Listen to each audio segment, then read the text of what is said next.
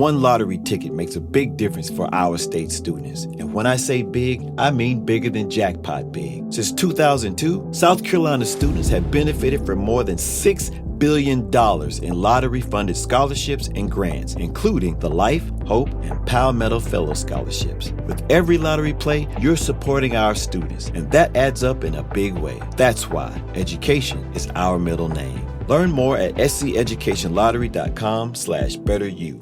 What are you looking for in a new smart TV?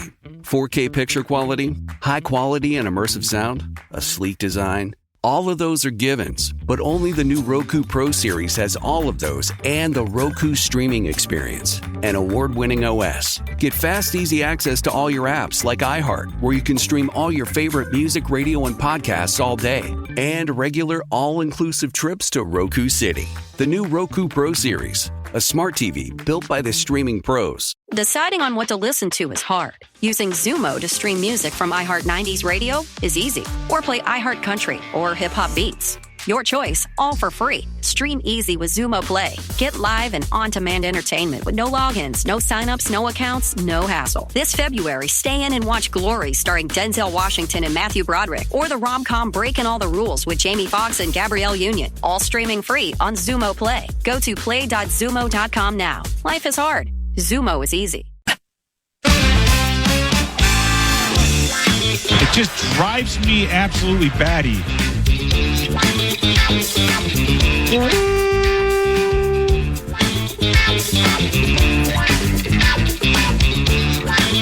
We love the Vikings! Aw. We love Ben Goessling, who covers said team and writes about the National Football League for the Star Tribune and StarTribune.com. Welcome back. It's 10:05. Courtesy of Standard Heating and Air and StandardHeating.com. Ben Goessling, at Ben Goessling via Twitter. Here he is with us. And you watching any of the Pro Bowl? I did not watch much of it at all. I saw some highlights, but that's about it. Why don't you watch the Pro Bowl? You cover the National Football League. There could be something unveiled there that triggers the mind. I mean, there could, I suppose. If there is such a thing, I will rely on the sleuths of social media to point it out to me, and I think we'll be all right. I forgot it was flag football, and I was driving around on Sunday listening to KFAN. We're carrying the Pro Bowl, and the Vox did a really good job describing a flag football game. Who called it?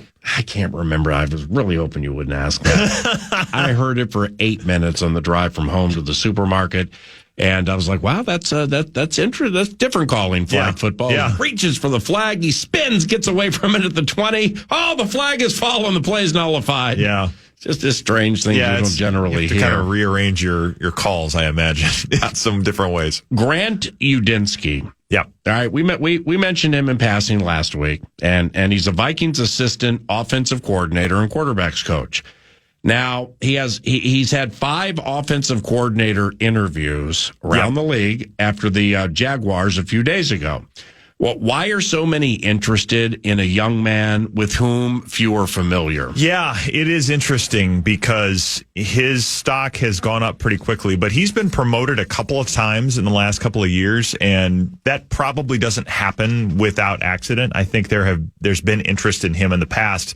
I wrote a pretty long story about him in November, which I think has replaced the Brian Flores feature that I did, is the one that's going to be pinned at the top of my profile forever. Same. So if people want to read that, you can find it there. But they hired him initially as basically a chief of staff, a guy that was kind of going to keep Kevin O'Connell's schedule clear and handle some admin stuff for him, and work with Mary Redmond at the time, the secretary, and kind of get a lot of this stuff organized for him.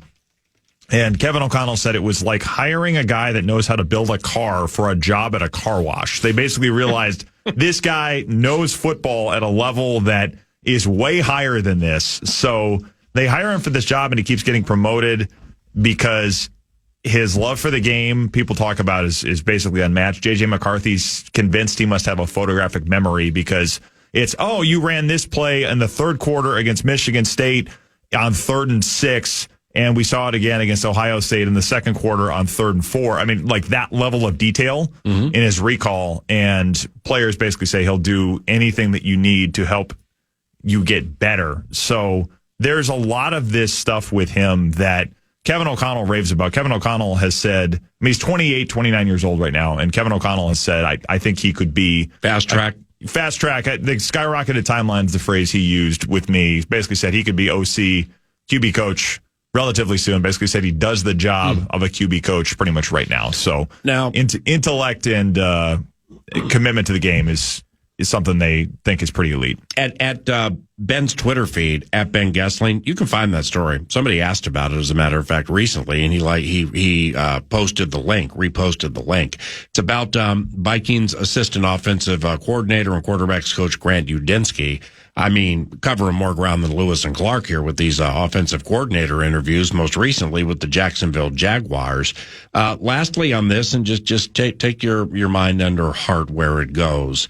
But the story took place, written by Ben on Grant 2.5 months ago. What led you to write about an assistant? It's like, what led you to write about an assistant, and what do you remember was interesting from the story or non-obvious? So this actually was like a year in the making. I found out about him, and he had in this backstory with him in like summer of 2023. I was up in Kevin O'Connell's office for an interview on like a season preview story, and Grant was still kind of doing some of this admin stuff at the time. And he's not the assistant who ran with the Bulls.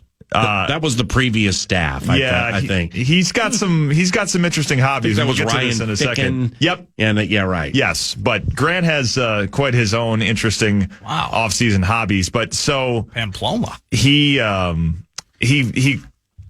beeps in this walkie-talkie, and O'Connell talks to him for a minute. O'Connell's kind of got this, the Kevin O'Connell amused Cheshire cat grin. And I said, "Oh, what was that?" And he's like, "Oh, Grant, he basically says he's the guy that everybody is going to be saying in 10 years should replace me because he's that good." Wow. And he starts talking about, he goes on all these backpacking trips in the summer. He's like a professional rock climber. And he exaggerated a little bit. And I said, "Well, you got my reporter brain going now." And his eyes kind of lit up and said, "You should absolutely do a story on him." It's because he basically goes off the grid for like 5 or 6 days every summer. The first year he was on the job, he's on a backpacking trip in the Rocky Mountains in Colorado, and had told O'Connell about the trip, but had kind of forgotten to remind him, "Hey, I'm leaving these days. I'm going to be gone, and you're out of cell service." So O'Connell needed something to basically like, "Hey, we need to confirm these details for training camp." So O'Connell's trying to get a hold of him.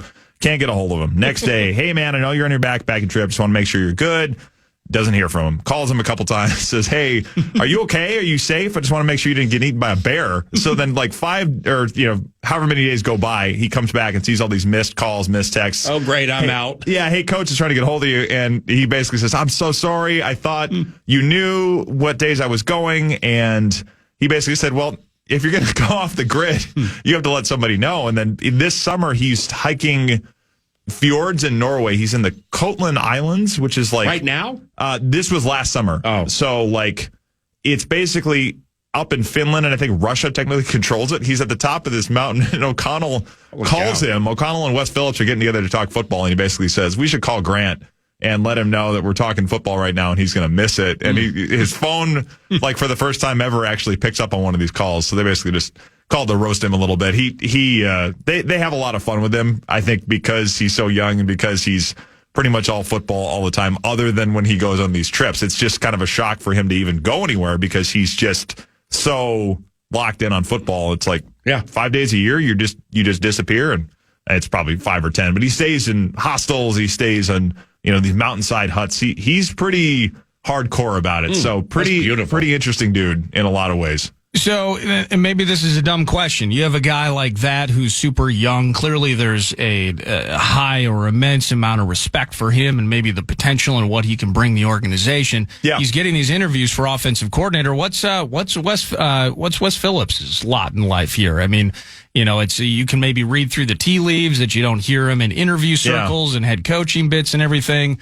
But how does that all mesh together in terms of Wes's spot here? Yeah, it's all interesting because you saw Josh McCown get a head coaching interview. Grant Udinski has gotten 5 of these for OC jobs.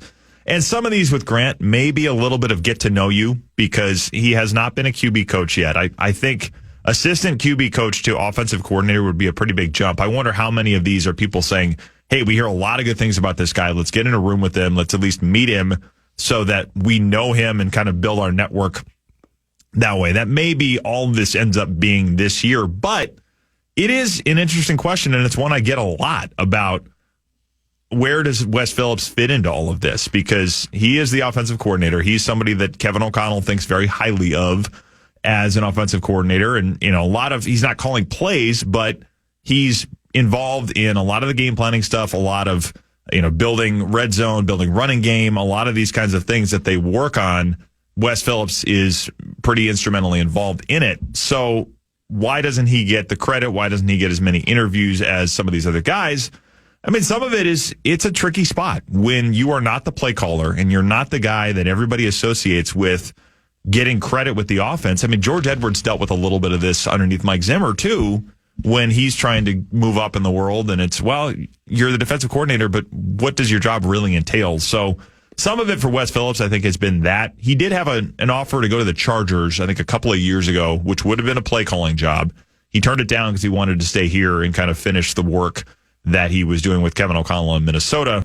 It will be interesting to see where that goes in the future. I believe Wes is under contract for another year here. But, I think there's a bit of a logjam with all of these sought-after offensive coaches they have. And, of course, the guy calling the plays is the head coach who is, the fan has learned, not going anywhere. So, there's a little bit of a bottleneck to figure out there for sure. Couple things there off that question.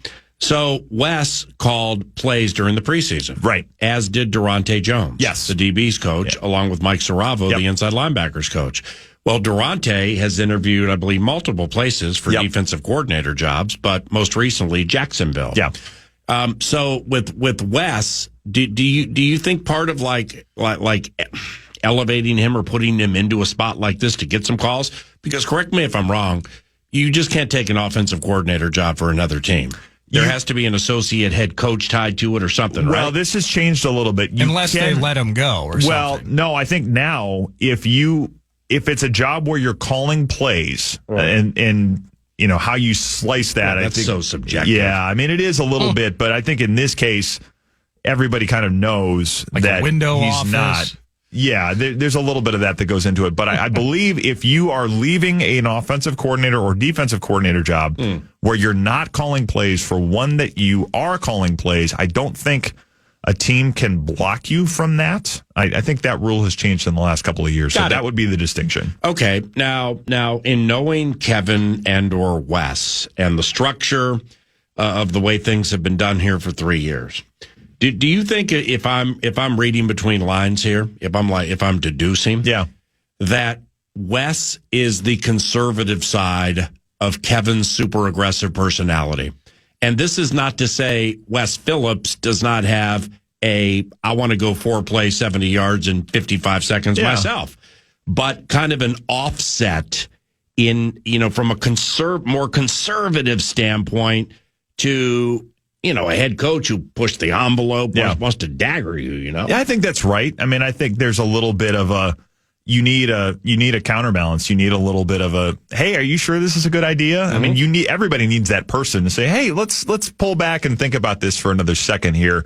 I think there's some of that in his role. I think being a confidant, Kevin O'Connell has a number of those on the staff. Grant Udinski has become one of those. I think Brian Angelico has become one of those as well for him. But yes, I think having that group of people, almost kind of a cabinet that you can say, hey, I'm thinking this. What do you think here? He certainly plays a lot of that role where he gets a chance to kind of weigh in on the game plan, gets a chance to say, yeah, I see what you're going here, but what if we do this instead? There's a lot of that sort of cross-checking that comes into it for Kevin O'Connell, and I know he values that pretty distinctly because he has admitted that part of his growth as a play caller is learning to say, let's not chase this kind of trick play, or let's not chase this aggressive thing in this spot. Let's just keep a drive moving. And I think there's probably still growth there for him. I think he would admit that as well. But I think some of it has been learning to listen to voices other than the ones that just say, yep, all gas, no brake all the time.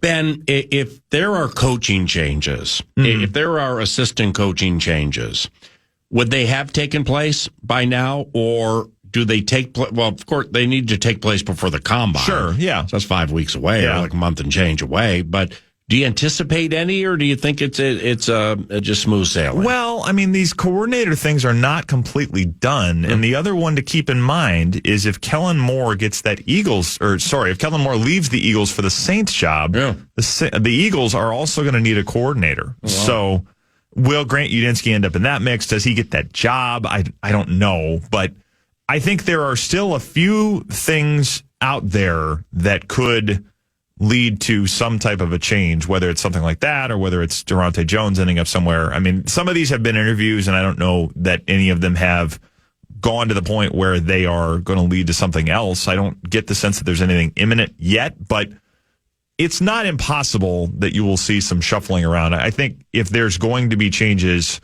we will probably find out about them this month, but I don't know that it's completely done yet.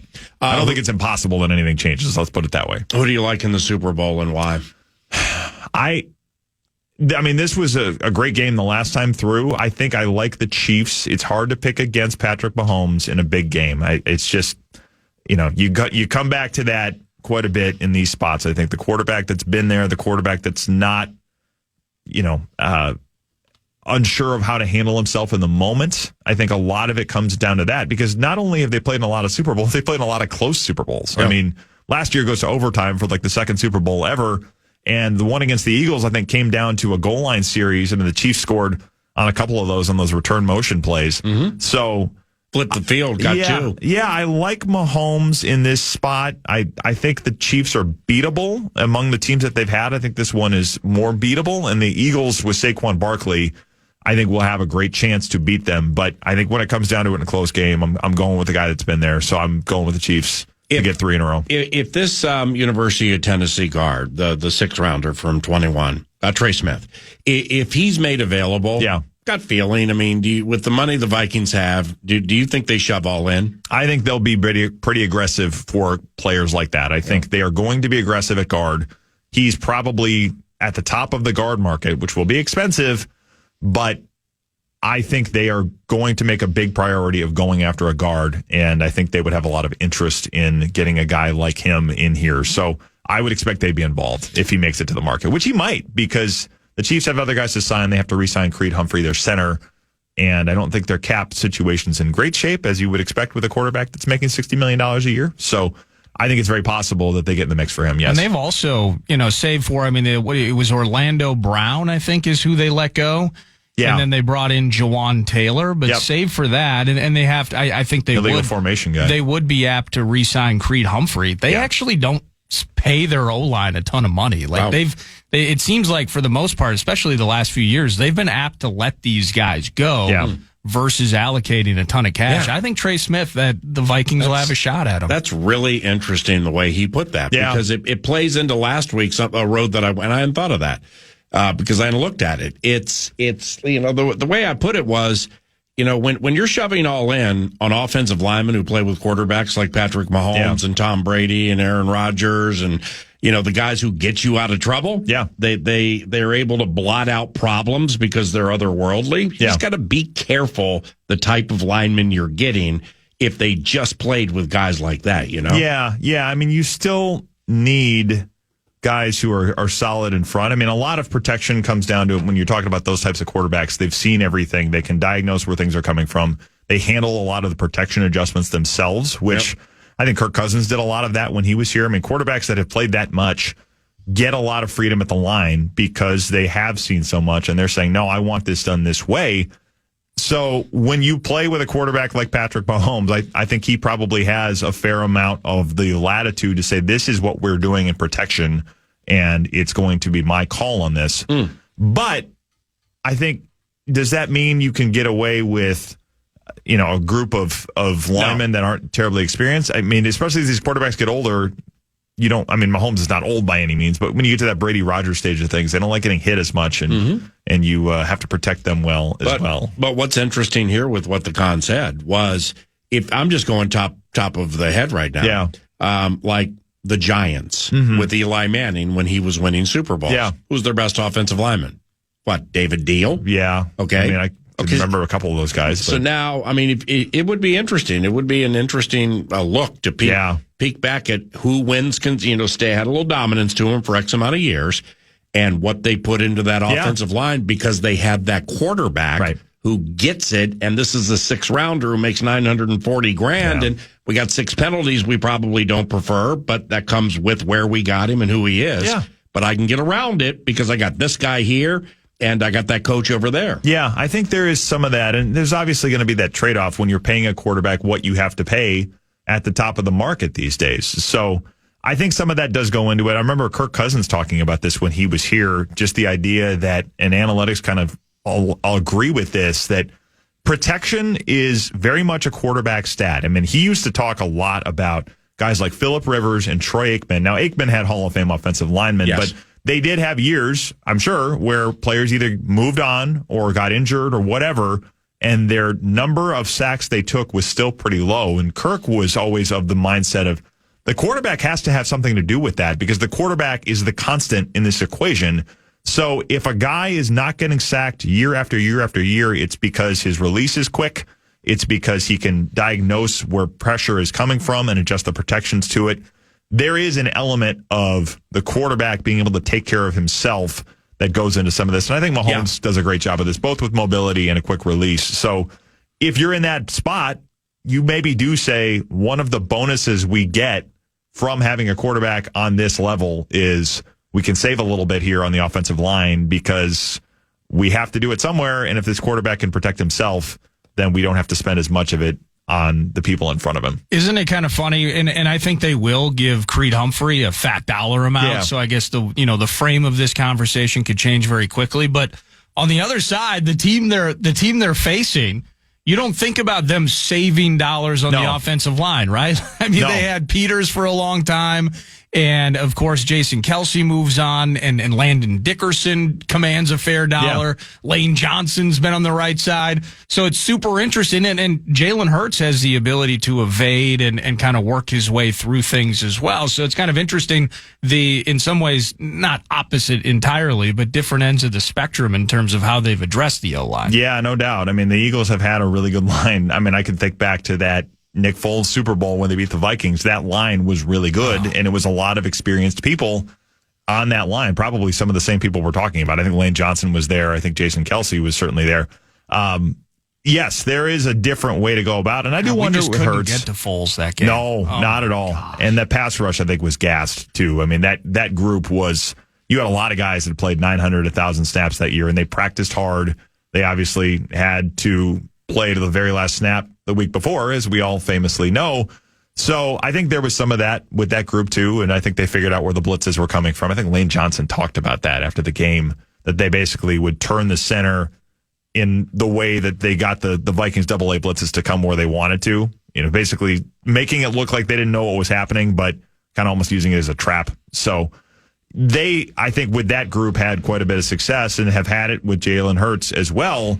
I wonder how much of that with Hurts being a younger quarterback is part of the equation where you say we need a little more of this until we have a quarterback that has logged as much time in the seat, so to speak, as some of these other guys have. And, you have to make a lot of the decisions when contracts come up. So they may come to those decisions when you're paying Barkley, you're paying the receivers, you're paying Hurts. They're going to have to make those choices in the future. But yeah, you're right. Right now, they have invested in the line and they've reaped the benefits of it. One of the best defensive players in the National Football League has informed his team, I would like to be traded. Could he potentially be traded to the Minnesota Vikings? We will unfurl the name and chat that out with the scribe around the corner. But first, a fan wants to give you a chance to put $1,000 in your hand with the National Cash Contest. So go to KFAN.com. It's super easy. You just enter the keyword pay, as in P-A-Y, and you might win $1,000 simply enough by entering a 3-letter word, that being pay. Just go to KFAN.com. Have you ever wondered what it would be like to have supervision, enhanced hearing, extraordinary reflexes, to be, dare we say, superhuman? Well, Roku's new Pro Series TV can't do any of that for you. But with a 4K screen, side-firing speakers, and a blazing fast refresh rate, it'll sure feel like it. Elevate your entertainment using all your favorite apps like iHeart and play all your music, radio, and podcasts with the new Roku Pro Series. Your senses aren't better. Your TV is. Fan.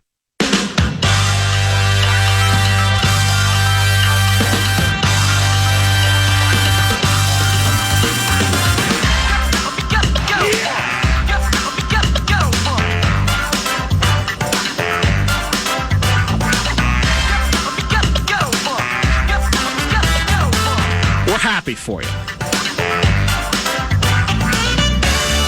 Oh my God!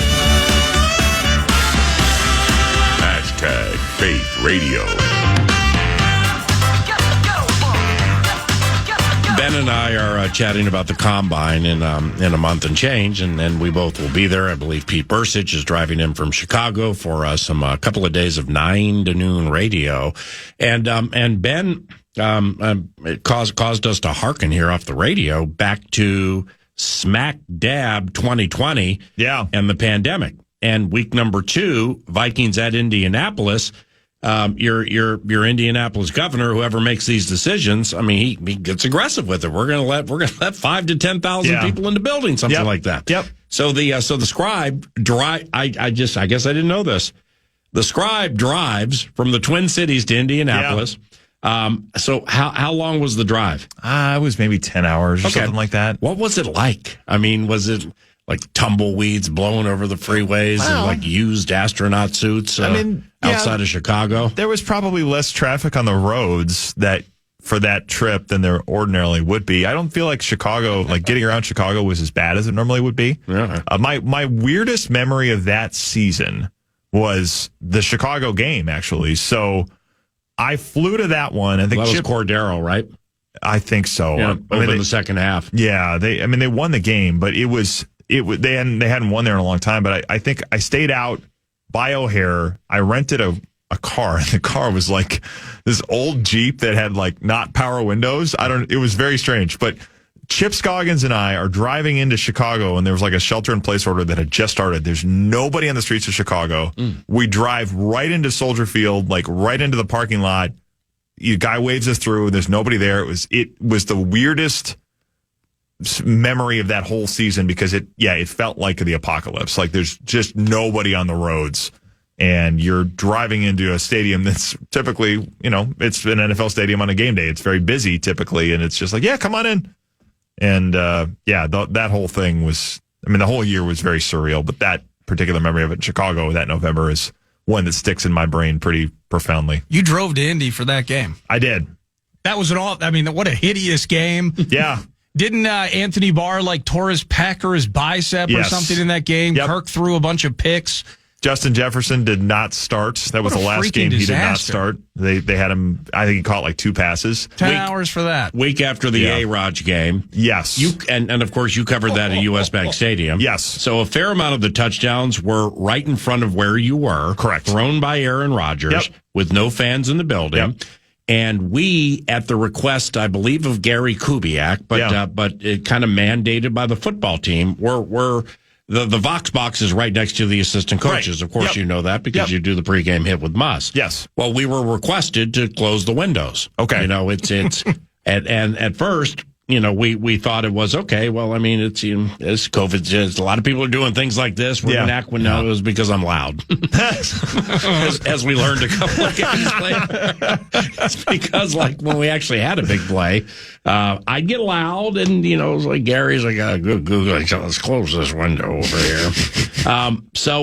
We got Gostkowski the next week in the tight loss to the Titans. Well, see here, 2020 Tajay Sharp how about Justin Jefferson 71 on Kenny Vaccaro? Yeah, that was long until this year 97. The first gritty ever in the NFL. Yeah, you guys can dwell and harp and feel all negative and everything about that game. I'm gonna bring up JJ.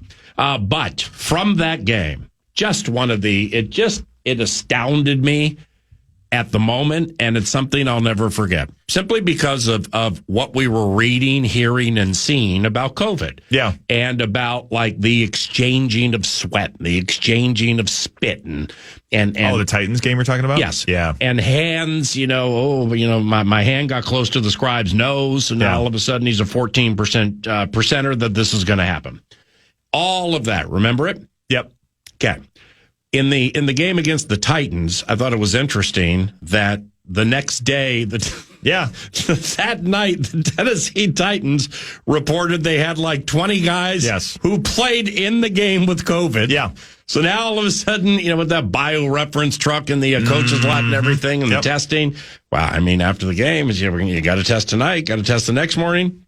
Nobody for the Vikings ended up with COVID, despite 20 Titans supposedly having it in close quarters, swapping spit. It was crazy. Yeah, that one, I remember Eric Sugarman talking about that, being like, this was actually a really interesting kind of test case of how does this thing spread, because this hadn't happened yet. Right. I mean, there were just so many things people didn't know, and you didn't quite know the degree to which it would spread in close contact in open air setting. Yeah.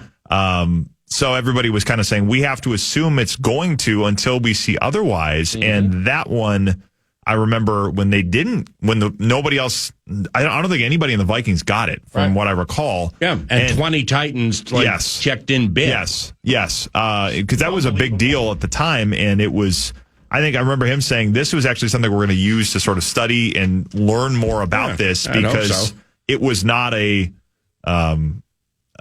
piece of data that they had come across yet. So it was an interesting way to learn a little more about what was happening with the thing, because everybody was kind of just trying to figure out as they went along. Before we say goodbye, I need to hit you with this one. Myles Garrett, familiar with him? Yes. All right, so he tells Kevin Kalm and Stefanski and the Browns and the fan base with the letter and everything that he'd like to be traded. What if the Minnesota Vikings offered a franchised Sam Darnold? So you're trading Darnold on the tag and their next 2 first-round picks. I'm in. That's pretty interesting. I'm in. I think, right now. I think you would have to be pretty interested in that, because you get a pass rusher like that you pair with Grenard, Van Ginkel, Turner. You'll lose 2 first-round picks and a quarterback you're probably not going to use anyway. Yeah, and those first-round picks, one of them is 24, and they're probably assuming with that the next one is 31, 32, something. Myles Garrett is 32. Something in the back. So, and we talked about this off air, but the general manager of the Cleveland Browns and the general manager of the Minnesota Vikings have a strong relationship. Yep, best friends, the way I'm going to put it. I don't think that's out of the question at all. The Con's over there noodling. Well, I think they got a lot to figure out, because I think I saw something. If they do trade him, then they're going to drop an extra $30-some million in dead cap on their cap in 2025.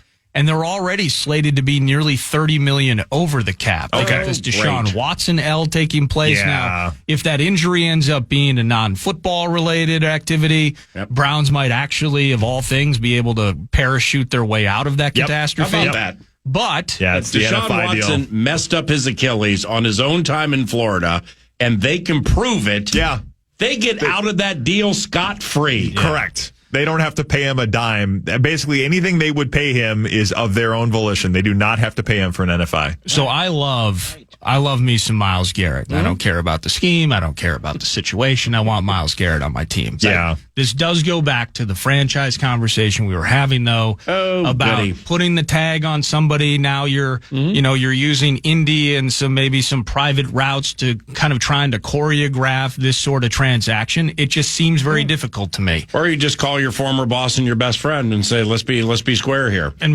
maybe that's as much as it takes. But it sounds like it's difficult to pull off. Yes, in the end, if that's we would love to have Myles Garrett on this team. Yeah. And any way that we could do it would be fantastic for me. I think you're right. There would be a lot of logistics to figure out there, because you'd have to have Darnold on the tag, and he would have to have, I think, signed his franchise tag so that he was going to be under the Vikings' control, because the tag itself does not put the player under team control. It just means that the team gets compensation and a right to match. Yeah. So Like it would take him 2 seconds to sign it. Yeah. It's $40 million. Right. But if he said, well, I mean, let me see if somebody else matches it and then I get sign a long-term deal somewhere off of that. I mean, there would be some of that stuff that I'm sure he would think about. But if he signed it, then you can make that trade. There is a little bit of a... Y'all got to get all complicated logistics. Here. Well, it's just that there's a lot of this stuff that has to happen right around March 12th.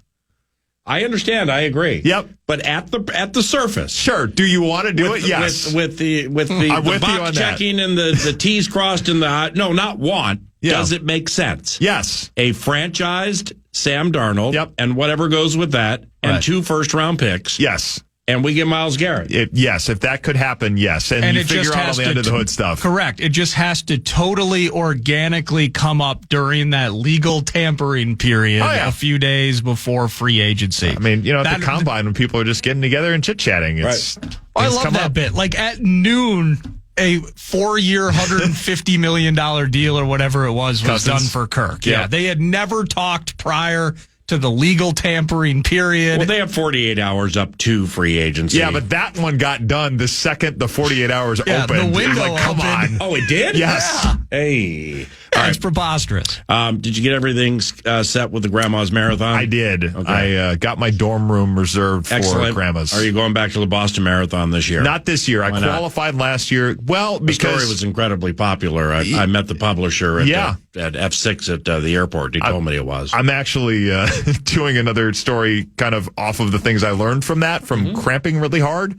And then I went and did a sweat test. That's a whole different conversation with Zach Zenner, former Lions running back that's now an agent, does a lot of sports performance stuff, passed his MCAT. So I did this like a year ago. Has family members who love movies. Yeah, so I'm going to do a story on that a little bit. But I'm not running Boston this year because part of it was wanting to just not train for a marathon for a little bit. And also my wife was kind of like, hey, if we could have a vacation where you're not going on long runs in the middle of our trip to Puerto Rico in a couple weeks, that'd be great. So like, okay, yeah, we can probably dial it back for you. A random fat person question from my standpoint who does not run marathons. Yeah.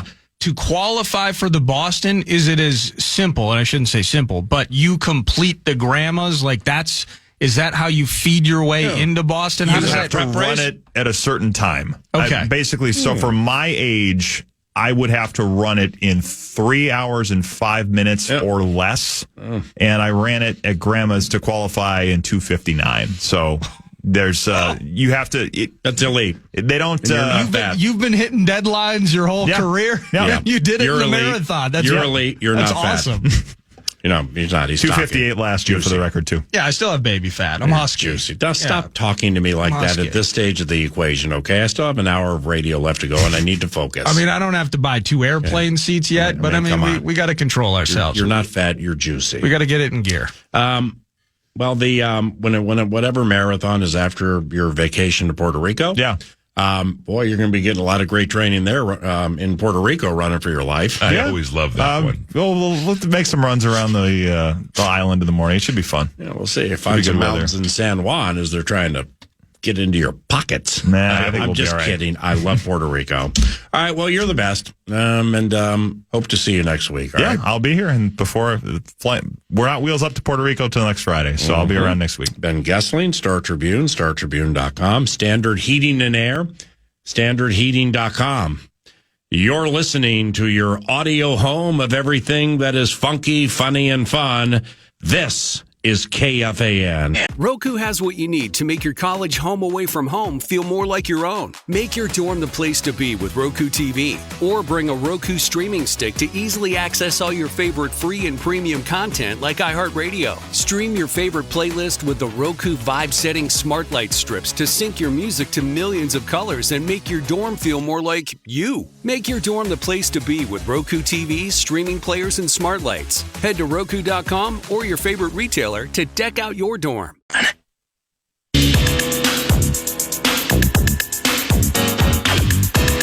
Welcome back, 9 to noon. It is time for News du Nord. News du Nord is brought to you by The Casino at Canterbury Park. Canterbury Card Casino features poker, blackjack, table games, feeling the felt all year long. And you can have some sips of chips, and then you can patiently wait for your pick 5 to pay off once the live racing season kicks off in the spring. CanterburyPark.com. This was put out yesterday via ESPN PA. And we'll get to the Wolves momentarily. Wild tonight at 6. Joe Smith joined us talking about Ryan Hartman's suspension, 10 games, about $500,000 that will not be going into his pocket because of his egregious activity over the weekend. But I saw this, and this is ESPN from yesterday, and there's at least one texter who's going to be excited to hear us talking about this. A gambling ring under federal investigation for its role in 2 NBA betting cases was also involved in unusual wagering activity on at least 3 men's college basketball programs this season. Yeah. So if you remember former Raptors player Jonte Porter, where he was involved in, let's just say maybe he was limiting his production in those games, and people were betting on it, potentially on his behalf. Well, this also includes Terry Rozier. I don't know if you've seen his connection to it from his Hornets days a couple years ago. Yes. Porter admitted to this, but Rozier has declined to comment. He's not saying anything about his potential role or people betting on his behalf and what all that leads into it. But sportsbook accounts have been found as part of this supposed betting ring that were betting against North Carolina A&T. Let me just dig deep into the Ken Palm rankings here. North Carolina A&T, Mississippi Valley State, and Eastern Michigan. Yeah. And so they're currently trying to figure out now none of the, let me see here. That's where it generally happens with secondary type schools. Yeah, but here's my question on that. Mm-hmm. And I guess that would make limits. That would make sense because you might be able to interact with some certain players that might need the cash, where you're not getting the best player at Alabama to throw the Rose Bowl, right? But maybe in hoops, you can find some obscure players that aren't getting the big NIL deals. The other end of it, though, is that it's so much more obvious when a small program suddenly has 10 dimes on an outcome of a game. So there's that balancing act there, too. But officials at North Carolina A&T, Mississippi Valley State did not respond. North Carolina's athletic director, Earl Hilton, did tell ESPN that the recent suspension of 3 basketball players was a violation of well-established team rules, but declined further comment, citing privacy laws. Eastern Michigan did not respond either. So just there's some interesting things that are starting to grow around what seemed like one idiot in Jonte Porter. You loop in Terry Rozier. Now you're looping in college programs. Well, let's not forget Shohei. And then Shohei with his guy as translator. And with his translator, I read over the weekend, the only gambling receipt or the only gambling proof they can find with this guy that's like actually all linked to him was like a $200 bet at MGM, Mandalay Bay, or Mirage. It's a casino that begins with an M. So it was that's all they can find. So the bookie guy, because there was a bookie that they had either identified, but maybe he burned or got rid of all of his records, his ledger, if you will. What is it? I know what's in it for the bookie. The bookie's getting cash. Yeah. I get that. And maybe there's some leverage in that respect, considering the guy's profile or his connection to Shohei. Mm-hmm. But you're just setting yourself up for the FBI to be breaking down your door. Right. Because the moment that translator or someone of a high profile takes the L, the first person that they're throwing this on is the bookie. Yeah. Why would you take that risk? So a lot of this is just kind of frustrating from a logic standpoint. But there's some stuff bubbling here in the hoops world, PA, betting and its connection and potential implications to the outcomes of games. Major League Baseball fires umpire Pat Hoberg. How about that? For shared betting accounts. Yeah. So it's popping up all over the place of late. And correct me if I'm wrong here, you mentioned the Michael Porter's younger brother, Jonte. Played with Toronto. He's banned from the NBA. There were an inordinate amount of prop bets that were made in the game on him for rebounds, like under 2.5. Yeah. Well, he came in for 3 seconds, sneezed, and said, "I can't play." He was out. That was it. But he played. So now they got to pay him. So that triggered that with Jonte. Well, I believe they've unpacked it in a way that all or some of these perps, and if you said this, I apologize, are tied to the Jonte Porter thing. Yeah, but it appears that there is a ring, but they've only identified Porter and then Rozier as part of this conversation too. Right. But it's not written what they're alleging Terry Rozier did, right? No, I can't find it. Just says so, and this is what ESPN says. So I'll just read through it here. Jonte Porter. Large wagers on prop bets, including involving Porter in 2 games in 2023, 2024, and veteran guard Rozier in 2023. So it sounds like there were unusual prop wagers on Terry as well. So what would that be? Under 1.5 triples, and suddenly his ankle gets tweaked in the second quarter. That sort of thing maybe is what happened. But he has not participated in the investigation willingly at all. So he got representation, I assume. An abnormal prop bet on Terry Rozier would be that his field goal percentage is over 42%. I always love that one. It just didn't make sense, Terry. And then you only shot 2 shots and made 1. You sneezed and you were gone for the game. Yeah, hold on here. You took 2 layups? What's that all about? Yeah, I know. And funny, you missed 1 because you can't shoot. How about the Holberg cat, though? The Holberg cat, there's just a certain amount. You know, there can be innocence in this, and maybe you'd love to just apply benefit of the doubt to a Holberg. Yeah. Allowing someone to use a betting account in your name? Yeah. Like, I'm not even connected. I can bet. I can do all. I would not let someone have a betting account in my name. Right. Why would I do that? And the bit with Shohei is you have people who just claim they know everything of everything to know of everything, that this guy is going to spend up to 18 years in jail covering up for Shohei. Yeah. Who may have been making massive wagers on we joke with Micheletti about it, but Korean baseball, like the NCAA tournament. And it might have been baseball teams not for whom he played, but those are like the allegations. So they're trying, they think, you're Shohei and I'm your translator. Right. Well, I'm taking, I'm going to be in jail up to 18 years, but wherever these bones are buried when I get out, I'm not going to have anything to worry about the rest of my life. Yeah, that's what people are saying, though. I know, but call me simple. I'd rather live a modest life and not do 18 years of time for some perceived carrot at the end of a stick. Yep, no, I understand. Doesn't seem worth it to me. I understand. So that's the betting angle. Things are getting weird there. Some hot water. We joked about kind of the refereeing conspiracy. I played some Goodell audio earlier about they're all in on the Chiefs. Okay, well, we'll see about that, but. Let's end this with the Wolves. We are going to hear a replay of your earlier conversation with Chris Finch, head coach of the Timberwolves. They lose to the De'Aaron Fox list. That was a kind of we all hit on the Luka trade, but De'Aaron Fox heading to the Spurs. That kind of changes the guard a little bit with San Antonio. And Sacramento. And Sacramento now, a heavier focus on scoring for DeMar DeRozan. They're going to need Malik Monk like they got last night on a regular basis, which they hadn't been getting earlier this year. I guess I didn't realize truly how good Malik Monk is at point guard and running an offense. Yeah. Because you don't move De'Aaron unless you think Monk, who's 6th man of the year kind of guy, but now they're starting him. Yep. And they were using Fox at the off guard. Then they cut Herter's minutes, and Herter got traded. But man, Malik Monk has gotten really good. And now I believe they're going to get Zach LaVine. Yep.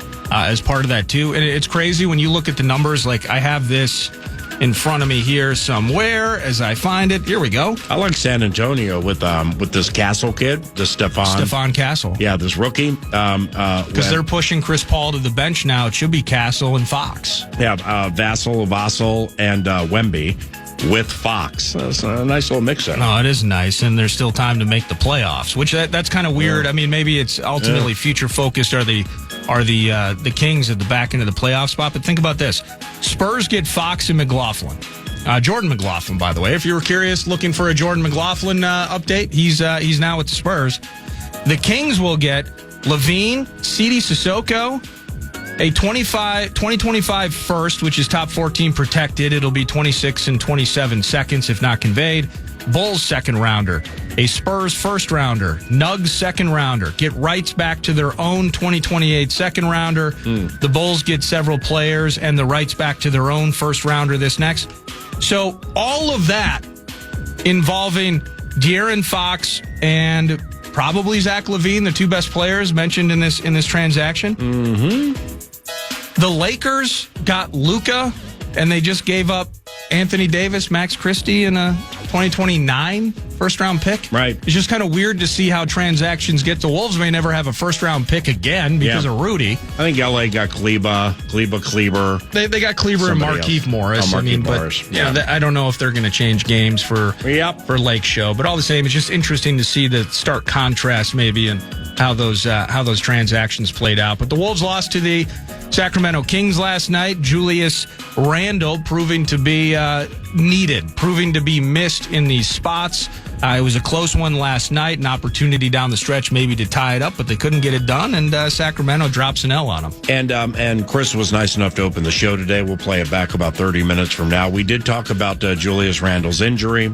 Chris also offered up a thought on when he would return. Yeah. And we talked about the Luka AD deal for about 3, 4, 5 minutes, so that'll come up around the corner.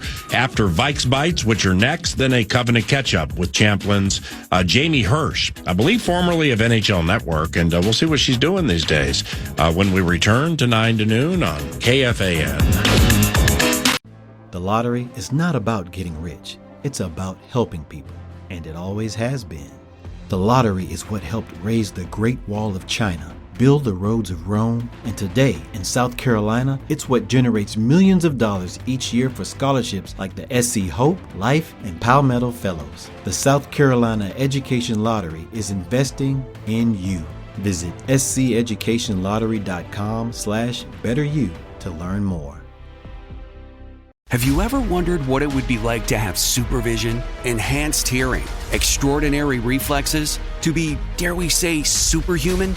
Well, Roku's new Pro Series TV can't do any of that for you. But with a 4K screen, side-firing speakers, and a blazing fast refresh rate, it'll sure feel like it. Elevate your entertainment using all your favorite apps like iHeart and play all your music, radio, and podcasts with the new Roku Pro Series. Your senses aren't better. Your TV is. It is Ryan Seacrest here, ready to start 2025 on the right foot? Me too. When I want to feel my best, I make sure my gut health is in check. That's why I love drinking Health-Ade Kombucha daily. It's powered with probiotics, which helps you feel less bloated and more refreshed. For my Aldi fans, you're in luck. You can find 2 of Health-Ade's delicious flavors, Mango Lemonade and Citrus Immune Boost, at Aldi for a limited time. It is such an easy way to get your probiotics. Look for the brown bottle with an anchor on it at an Aldi near you.